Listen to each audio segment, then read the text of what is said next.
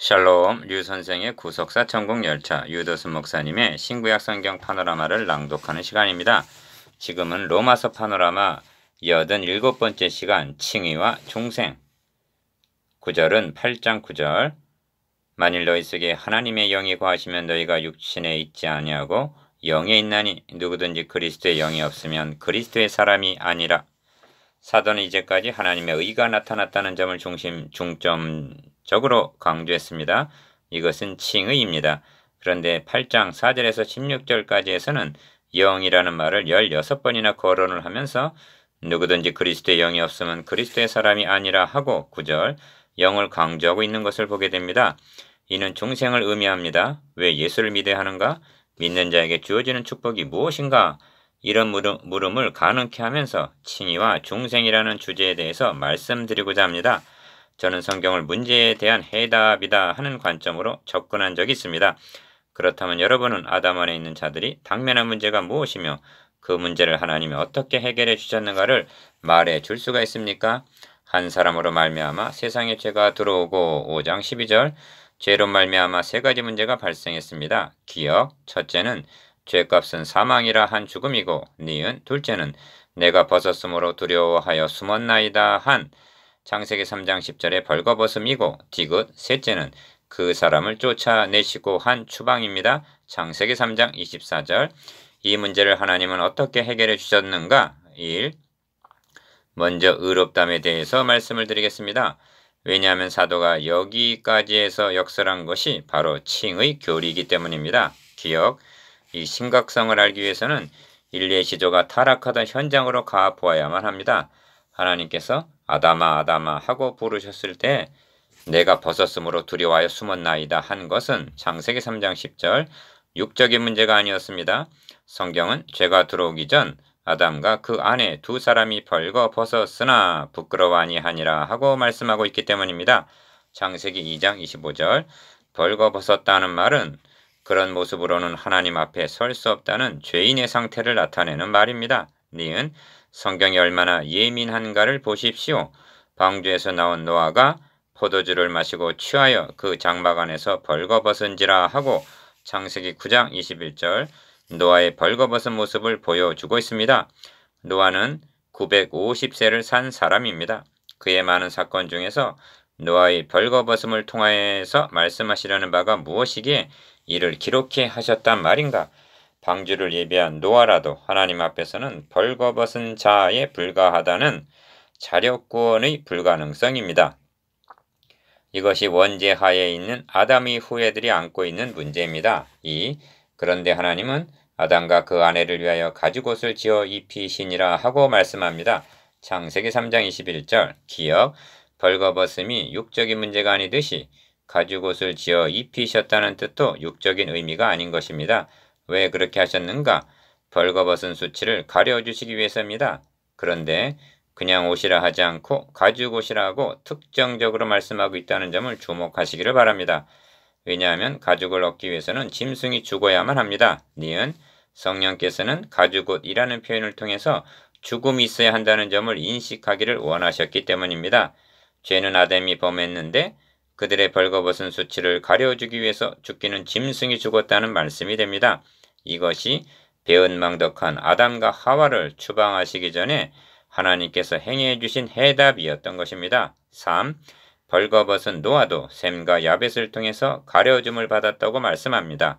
그러나 이것은 예표적인 해답이었습니다. 기억, 왜냐하면 가려줌을 받은 노아가 셈과 야벳을 칭찬하는 것이 아니라 셈의 하나님 여호와를 찬송하고 있기 때문입니다.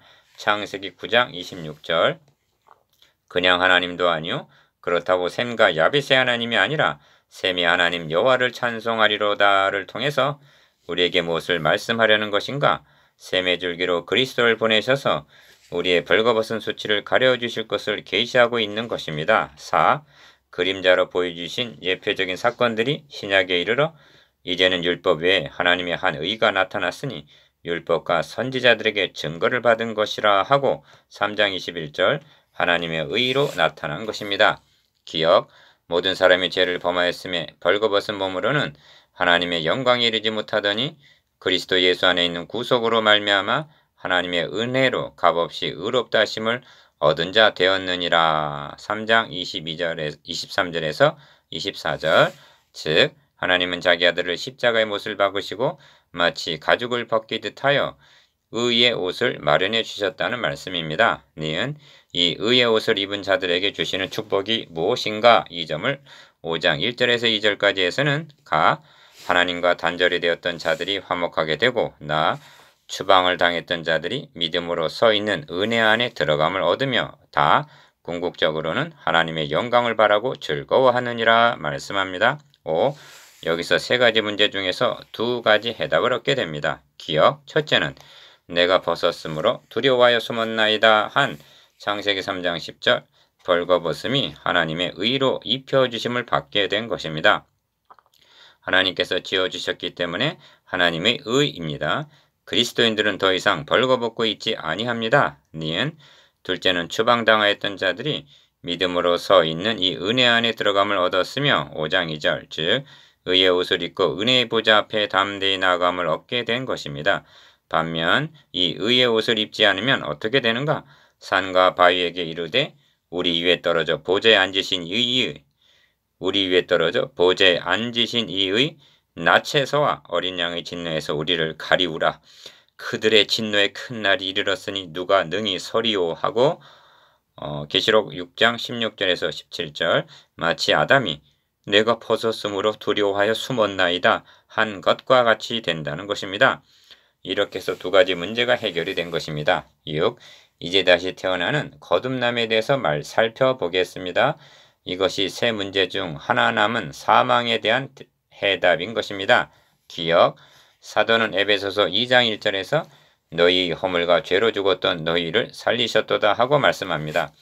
우리는 죽은 나사로가 살아났다는 것은 중요하게 다루면서도 허물과 죄로 죽었던 너희를 살리셨다는 말씀은 너무나 예사로 취급하는 경향이 있습니다. 니은 이에 대한 예표가 에스겔 37장에 나옵니다. 에스겔 선지자가 본즉 그 골짜기 지면의 뼈가 힘이 많고 아주 말랐더라 합니다. 2절 이 뼈들이 1차적으로는 바벨론에 포로되어 있는 이스라엘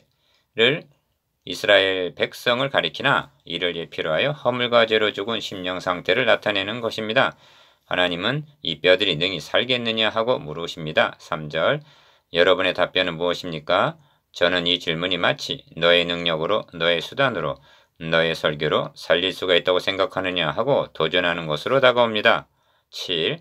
하나님의 답변은 내가 생기로 너에게 들어가게 하리니 너희가 살리라 하십니다. 5절 핵심은 6번이나 등장하는 생기에 있습니다. 기억, 첫 창조 때에도 하나님께서 흙으로 사람을 지으시고 생기를 그 코에 불어넣으시니 생명이 되었다고 말씀하고 있습니다. 그런데 에스겔이 대언을 하자 놀랍게도 사람 모양으로 환원이 되었으나 그 속에 생기는 없더라 합니다. 8절 그러면 이 상태는 산 것입니까? 죽은 것입니까? 아니면 에스겔이 실수를 한 것일까요? 이를 통해서 말씀하시려는 바가 무엇인가? 교회 내에도 민노라 하는 모양은 있으나 성령으로 거듭나지 못한 즉 그리스도의 영이 없는 사람들이 있다는 점을 말씀하시려는 것은 아니겠습니까? 니은 이에 내가 그 명대로 대언하였더니 생기가 그들에게 들어가매 그들이 곧 살아서 일어나서 서는데 극히 큰 군대더라 합니다. 에스겔 37장 10절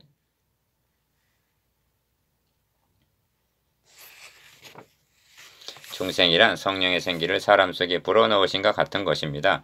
이는 설교자라도 해줄 수가 없는 전적인 성령님의 사역인 것입니다. 8. 그러므로 중생의 문제는 심각하게 고려해야 할 문제입니다. 요한복음 3장에는 예수님과 니고데모의 대화가 나옵니다. 니고데모는 바리새인이요 존귀한 공회원이요 이스라엘의 선생이었습니다. 기억, 오늘날 니고데모와 같은 인물이 교회 내에 있다면 아마 장로감이라 말할 것입니다. 그러나 그를 보시는 주님의 관심은 그가 거듭나지 못한 사람이라는 점입니다. 그래서 사람이 거듭나지 아니하면 하나님 나라를 볼 수 없느니라 하고 말씀했습니다. 니고데모는 이해할 수가 없었습니다. 그때 주님은 육으로 난 것은 육이요 영으로 난 것은 영이니 내가 너에게 거듭나야 하겠다는 말을 기이 여기지 말라 하고 말씀하십니다. 요한복음 3장 3절에서 7절 아시겠습니까? 9. 이를 알았기에 사도 바울은 내 말과 전도함이 지혜에 권하는 말로 하지 아니하고 다만 성령의 나타남과 능력으로 하여 너희 믿음이 사람의 지혜에 있지 아니하고 하나님의 능력에 있게 하려 하였노라 합니다. 무슨 뜻인가? 고린도전서 2장 4절에서 5절 기어 자신이 대원할 때 성령의 나타남과 능력으로 역사하여 주셔서 허물과 죄로 죽었던 영적으로 마른 뼈와 같은 심령들이 살아나게 되기를 바라는 마음으로 했다는 것입니다. 한 영혼을 거듭나게 하실 때 역사하신 능력이 어떤 능력인지 아십니까? 그의 힘의 강력으로 역사하심을 따라 믿는 우리에게 베푸신 능력이 지극히 크심, 즉 최상급의 능력이라고 말씀합니다. 니은 그래도 실감을 못할 것 같아서 여러분을 거듭나게 한 그 능력이 그리스도 안에서 역사하사 죽은 자들 가운데서 다시 살리시고 하고 에베소서 1장 19절 20절 그리스도를 다시 살리신 능력과 여러분을 거듭나게 한 능력이 동일한 능력이라고 말씀합니다. 10. 거듭남 이것이 정령 죽으리라 하신 사망 문제에 대한 해답입니다. 그렇다면 중생과 칭의가 어떻게 다른지 알고 계십니까? 이 점에 분명하시기를 바랍니다. 기억, 먼저 칭의, 즉 의롭다고 여겨주심에 대해서 말씀드리겠습니다. 칭의는 우리가 의롭게 되었다는 뜻이 아니라 하나님이 우리를 보실 때 의롭다고 여겨주신다는 말씀입니다. 그러니까 우리에게 어떤 변화가 일어난 것이 아니라 우리를 보시는 하나님의 관점에 변화가 일어났음을 뜻합니다. 니은 그러므로 우리를 의롭다고 여겨주시는 칭의는 인간 편으로 보면 그 의를 힘입어 담대히 하나님 앞으로 나아가게 해주고 하나님 편으로 보면 죄인을 받아주심을 가능케 하는 것입니다. 이것이 벌거벗음에 대한 문제와 해답입니다. 디귿 하나님이 죄인인 우리를 받아주시면 어떻게 가능하여졌는가? 6장 14절을 가지고 설명해 보겠습니다. 너희가 법 아래 있지 아니하고 은혜 아래 있음이니라 하고 말씀합니다. 하나님께서 우리를 법 아래 놓으시고 법을 통해서 보신다면 어떻게 되겠습니까? 모든 사람이 죄인이요 심판 아래 있게 되는 것입니다.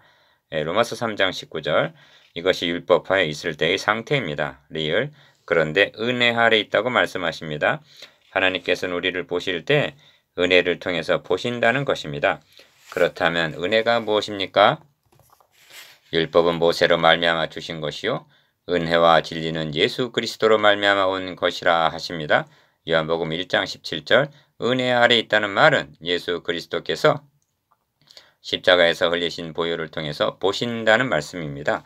그래서 우리를 의롭다고 여겨주시는 것이 가능해진 것입니다. 미음 이에 대한 예표가 유월절 양의 피입니다. 유월절 어린 양의 피는 문 밖에서 뿌리라고 명하셨습니다. 그 피는 백성들 보라고 뿌려진 것이 아니라 내가 피를 볼 때 너희를 넘어가리니 출애굽기 12장 13절 즉 하나님이 보시기 위해서 뿌려진 것입니다. 대문 안에 있는 자들을 뿌려진 피를 통해서 보실 때 그들은 이미 심판을 받은 것이 되었기 때문에 넘어가실 수가 있으셨던 것입니다. 11. 반면 중생은 허물과 죄로 죽었던 심령이 다시 태어나는 우리 안에 변화가 일어난 것을 의미합니다. 기억, 이 점을 구절을 들어서 설명을 하면 너희 속에 하나님의 영 그리스도의 영 성령을 모시게 되었다는 것입니다. 그러면 중생한 자에게 주어지는 축복이 무엇인가?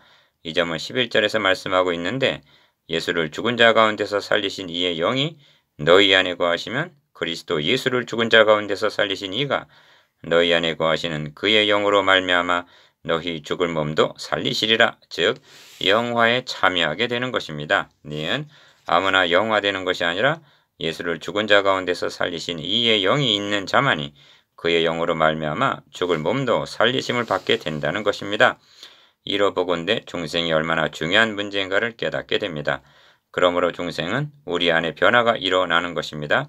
이 변화를 5절과 결부시키면 중생한 자만이 영의 일을 생각하게 된다는 것이 됩니다. 12. 그렇다면 칭의와 중생은 어느 것이 먼저 오는 것입니까? 기억, 중생과 칭의 이 둘은 함께 옵니다. 의롭다함을 받았을 때 그는 이미 거듭난 것입니다. 하나님께서 짝지어 주신 것을 사람이 나누려 해서는 아니 됩니다. 5장 17절에서 의의 선물을 넘치게 받는 자들이 생명 안에서 왕 노릇한다 하고 의롭다함과 생명을 함께 말씀합니다. 5장 18절이 더욱 분명합니다. 의 한 행동, 즉 예수 그리스도의 십자가 공로로 말미암아 많은 사람이 의롭다 하심을 받아 생명에 이르렀느니라 하고 의롭다 함과 생명을 함께 말씀합니다. 니은 여러분 하나님께서 여러분에게 의의 겉옷을 입혀주신 것을 확신하시기를 바랍니다. 뿐만 아니라 여러분 속에는 그리스도의 영을 모셨다는 것도 잊지 마시기 바랍니다. 칭의는 우리를 하나님의 영광 앞에 서게 해줍니다. 그의 의를 힘입지 않고는 누구도 하나님 존전에 나아갈 수가 없습니다. 중생은 우리의 낮은 몸을 주님의 부활하신 영광의 몸과 같이 영화하게 해줄 것입니다. 칭의와 함께 중생을 주신 하나님을 찬양하십시다.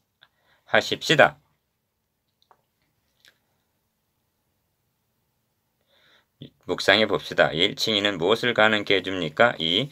중생은 무엇을 가능케 해줍니까? 3. 칭의와 중생은 어느 것이 먼저 옵니까?